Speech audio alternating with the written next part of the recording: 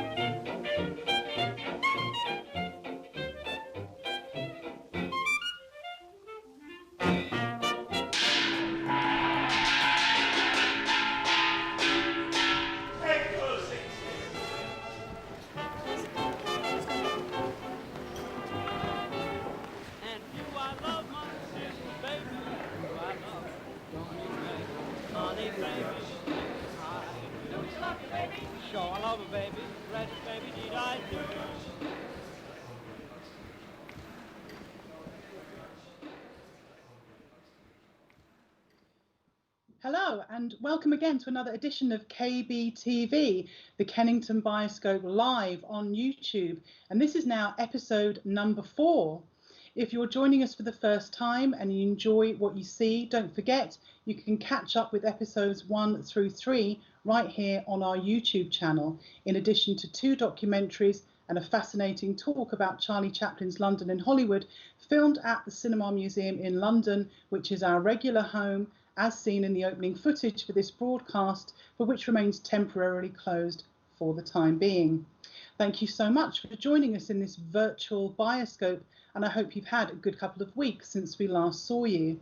Again, we are really delighted with the truly international response to our streaming events. And don't forget, you can join in live with other people from around the silent film world via our chat box on this YouTube page, being administrated and managed right now by Tod Higginson, which is a fun and busy part of the show while we're on air. And the chat remains on the page after the show ends, so when you catch up with the transmission, you can also catch up with the chat.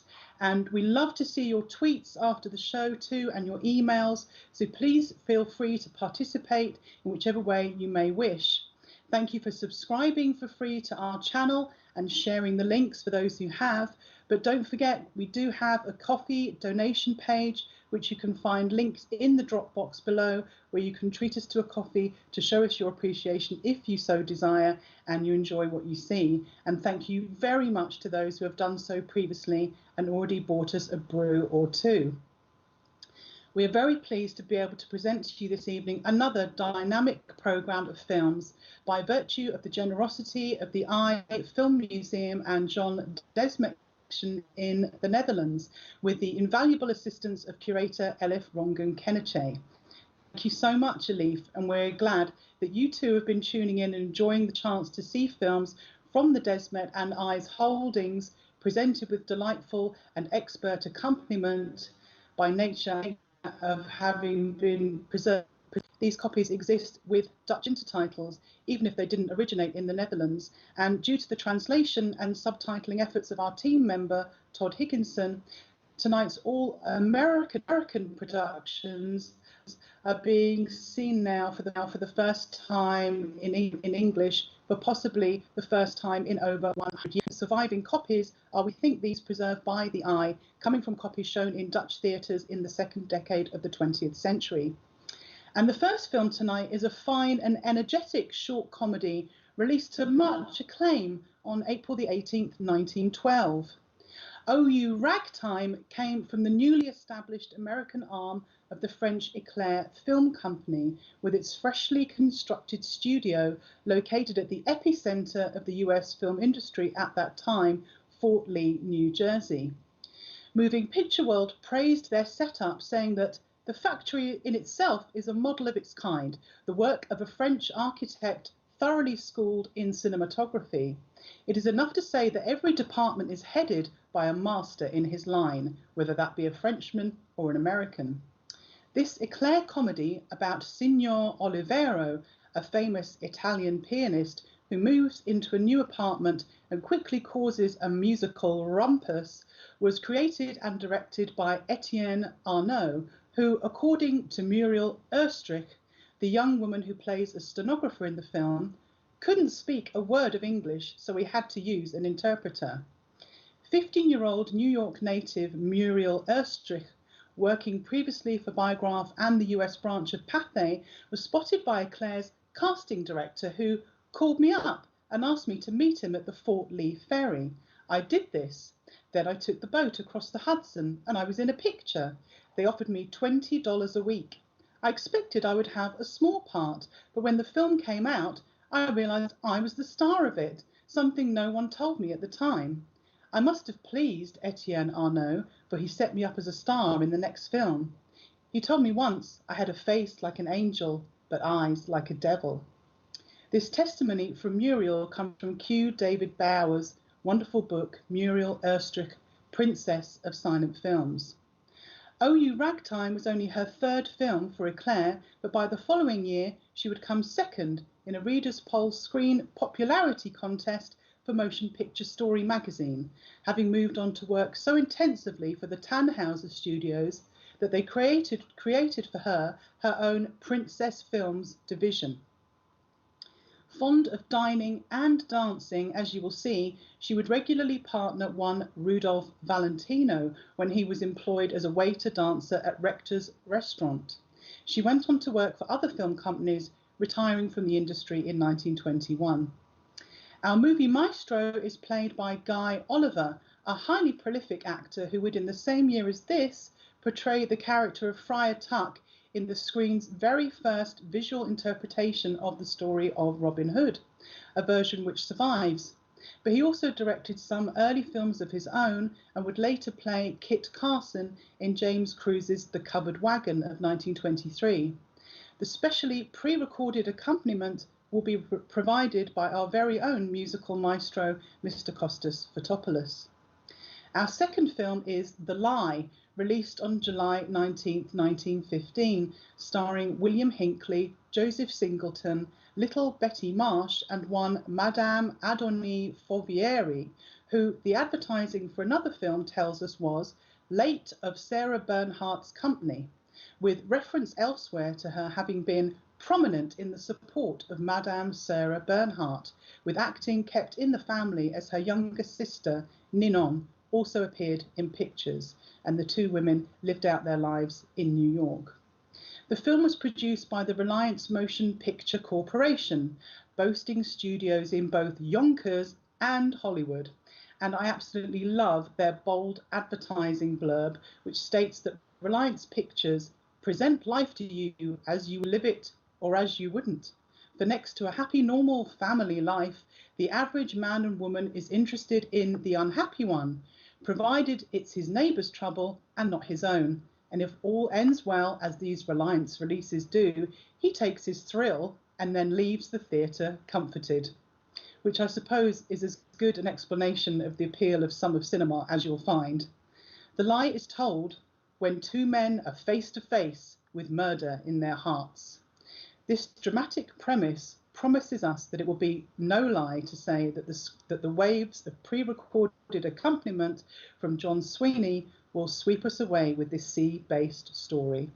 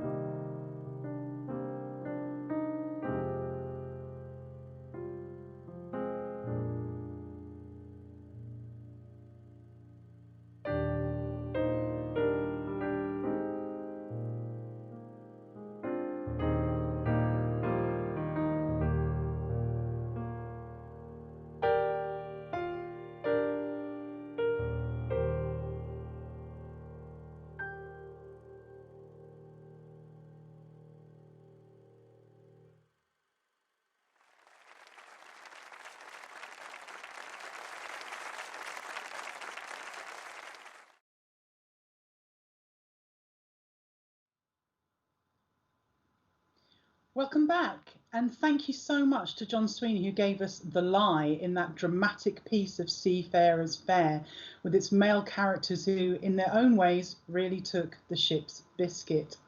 And I hope you enjoyed that footloose American-French fancy from the Eclair company, accompanied by Costas Fotopoulos.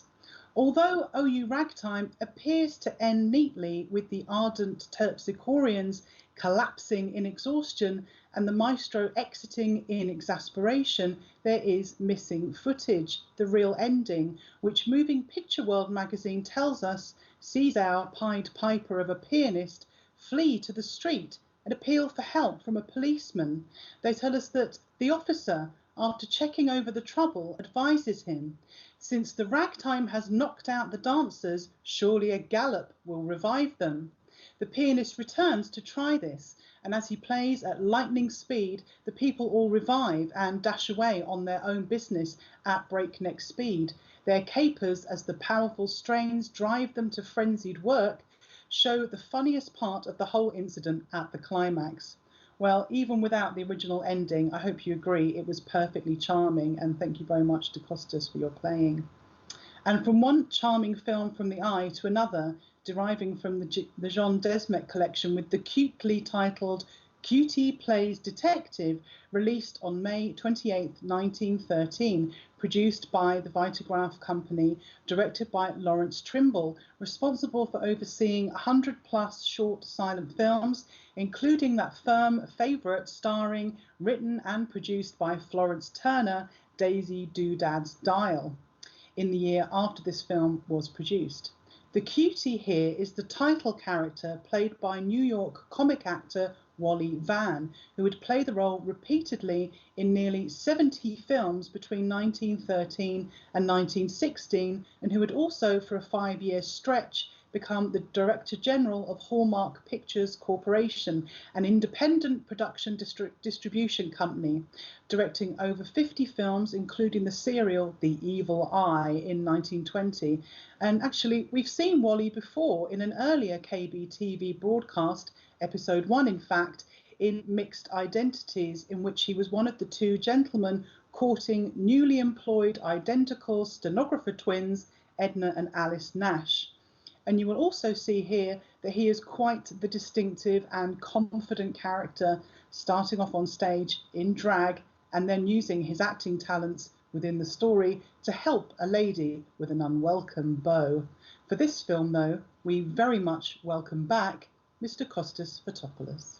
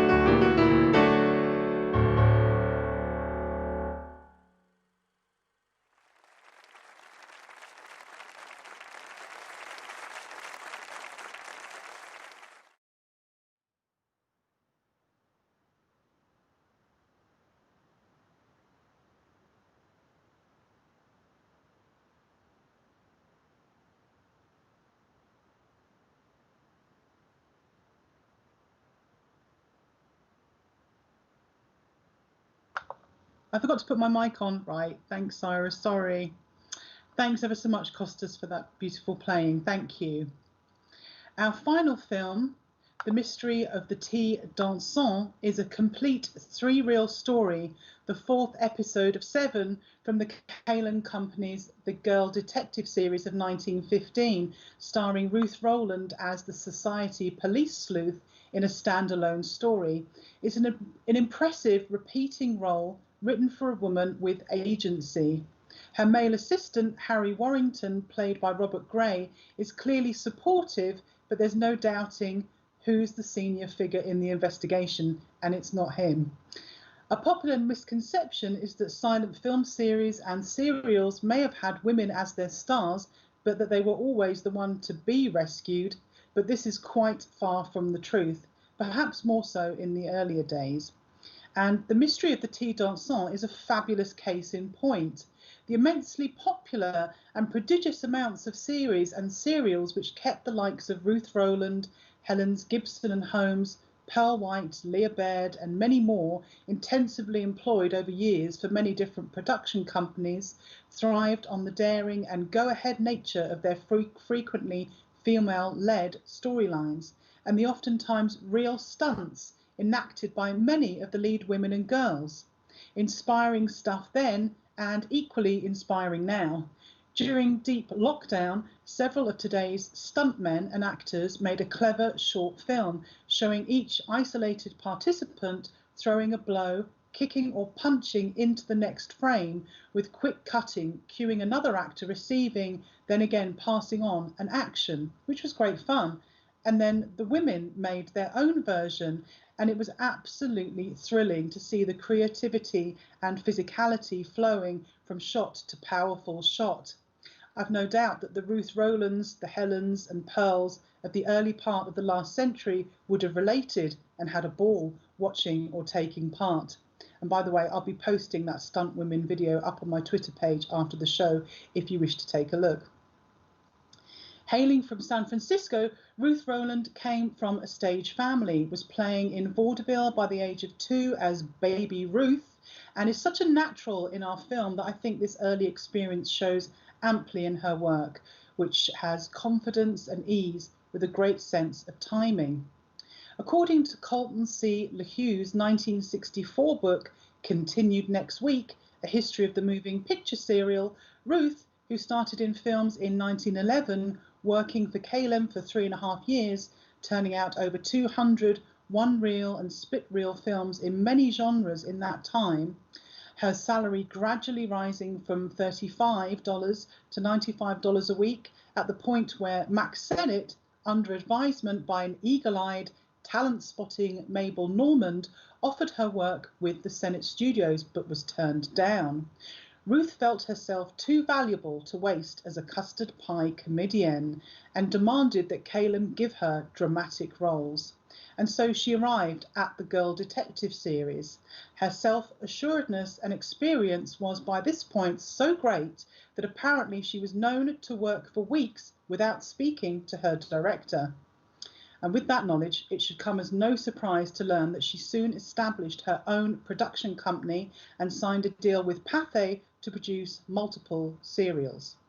Now, we saw Muriel doing some dancing in our first film, and here in our final film, we see Ruth Rowland cutting up a rug in a tea dance establishment while on the trail of Marmaduke, played by Thomas Lingham, the owner of the business. And here we have another classic mustachioed baddie for whom we get some interesting backstory, clearly demonstrating he's a right wrong'un. It's a smart production, and Hanford C. Judson's review for Moving Picture World on its upcoming release for February 1915 explains the appeal of Kalem's work. Pictures with the Kalem brand have a quality in a marked degree. They make exceptionally able use of the material that is given to the scenario department. For not seeing only in this picture a particularly clever working up of perhaps a kind of situation that opens a flat picture, but finding cleverness in many Kalems, one comes to suspect that it is a part of Kalem work. Either they choose their authors with more than usual discrimination on 23rd Street, or they retouch their scripts with pains. The The result is pleasing.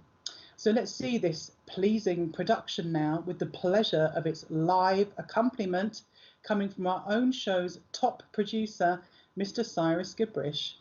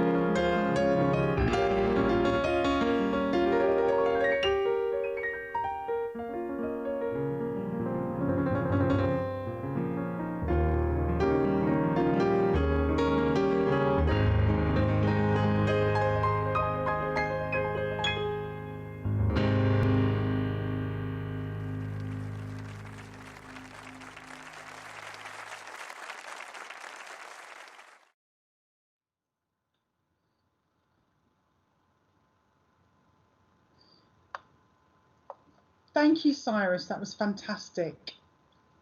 Thank you so much. And we love the moody black and white piano cam. Very, very nice, very smart. Actor Crane Wilbur, nephew and cousin respectively to Tyrone Power Sr. and his son Ty, and the regular male lead opposite Pearl White in the top serial of the silent era, The Perils of Pauline, hit on something when he said that in his secret heart, every man is an embryo hero and every girl a heroine in danger. And I lean on the author LeHue again when he says, in the early serials, the heroine rescued the hero nearly as many times as he rescued her. A man and woman in the audience could easily project and identify with the screen images consciously or unconsciously.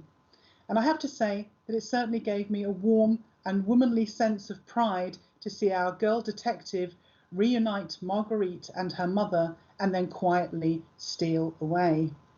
And steal away now we must, but not before I've thanked our heroic accompanists, Costas Fotopoulos, John Sweeney and Cyrus Gabrysch, without whose collective talents and generosity of time, none of this would be possible. We could have the films, but what would they be without music? And for those films, we must once again proffer our profuse thanks to the generosity and cooperation of the EYE Filmmuseum, the John Desmet Collection and curator Elif Rongan-Keneche. We thank the Cinema Museum, who remain temporarily closed for now, and their volunteers, and the Bioscope team itself, especially John, Tod and Cyrus, for respectively preparing the films and for producing this show for you live. And of course to you at home for watching, and we hope you enjoyed the programme and look forward to your feedback on Twitter, Instagram and on the Coffee page. Sign up to our email list on kenningtonbioscope.com for future broadcast updates, and feel free, of course, to watch this show and our other standalone episodes in this continuing series as many times as you like. Goodbye to our friends both at home and abroad. Take care and see you soon. Bye.